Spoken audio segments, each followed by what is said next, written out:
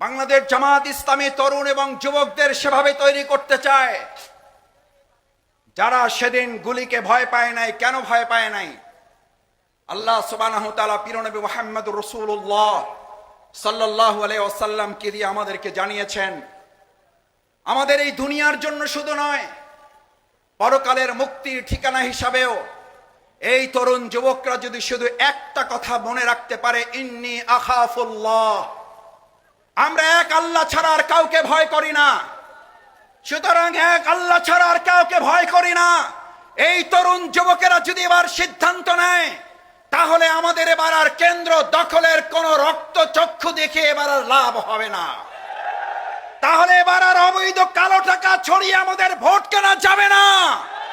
কারণ আমরা এবার রন্ধ্রে রন্ধ্রে ছড়িয়ে দেব আমাদের যে গোলাম পরোয়ার, সে যেমন এক পরোয়ারদিগার আল্লাহ ছাড়া কাউকে ভয় করে না, আমরাও আজকে থেকে এক আল্লাহ ছাড়া আর কাউকে ভয় করি না।